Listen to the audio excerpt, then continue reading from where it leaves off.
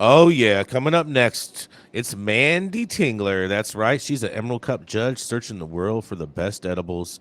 She's also the owner of Canagram, a delivery service up in the Sacramento area, and of course, the founder of the Women's Cannabis Awards, hoping to show everyone how cannabis lifestyle, being a mom, and an executive lifestyle all go hand in hand. That's right. It's Mandy Tingler.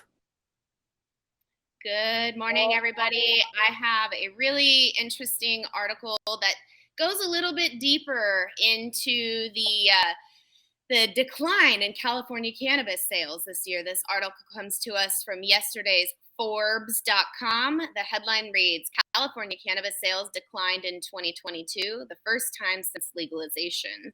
The state generated 5.3 billion in legal sales last year and an 8.2 drop from 2021, and the first drop since the adult use market launched in 2018.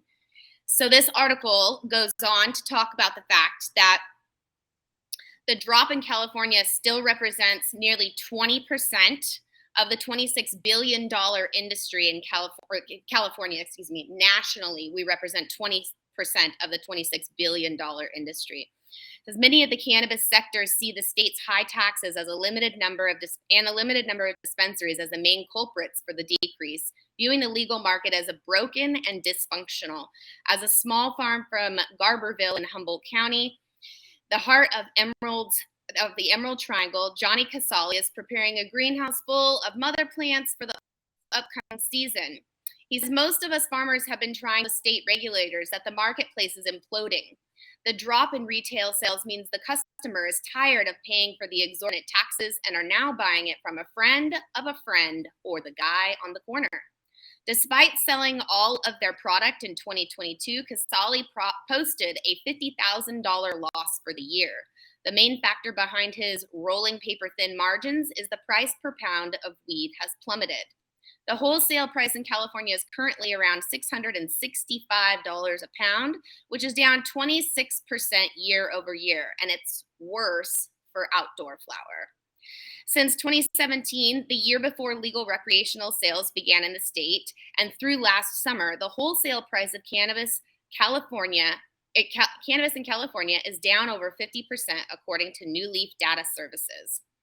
All of this means that California, which only has about 1,000 legal dispensaries for 40 million residents, grows far more cannabis than can be legally consumed within its borders.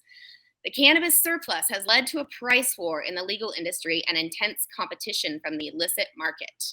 Casali says he's hopeful as demand for this upcoming season is already strong. We're getting orders for this season, he says, but without federal legalization, I don't know how we will fix our supply and demand problem. An investor with position in California and other states says that he's seeing greater exporting of cannabis from Golden State, which is a federal crime. So instead of bifurcated market within the state, one with legal and illegal operators, there is more interplay between the two. Legal companies are now sending product into other states, particularly New York, in an effort to make ends meet. No longer is this just a rogue ghost distributor. The investor says this of shipments California cannabis leaving, and brands, quote, are now embracing this. The connection between California growers and New York's market is a well-worn path. The marijuana economy has long had varying shades of legality as operators cross from the illicit market to the legal market and vice versa. As New York builds its legal market, the state's gray and illegal cannabis economy has run rampant, thanks to the little enforcement of unlicensed dispensaries in New York and a never-ending stream of cannabis from California. But not everyone views this decline in California cannabis sales as a harbinger of great turmoil in the industry. Pablo Zunic, an analyst at Cantor Fitzgerald, covers cannabis, believes that mature markets like California experienced a revenue boost in 2020 and 2021 thanks to COVID. Now with lockdowns and stimulus checks a distant memory, inflation has also added to the decline. He also projects that structural issues such as high taxes and the illicit market contributed to the decrease last year, but he expects 2023 to rebound. He notes that there was only an 8% drop after 2023 jump in 2021 and a 68% increase in 2020. And for those paying attention, despite the annual decrease, still the country's biggest and best weed market. Graham Farrar, the co-founder of Glass House, one of California's mega producers with a 1.5 million square foot greenhouse in Camarillo, says that he doesn't think California smoked less weed in 2022 than 21.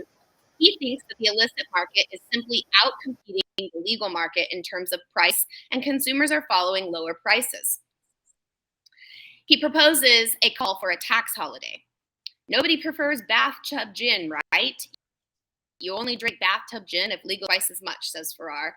If we could bring taxes on the consumer down, I think you'll see more people in the legal market.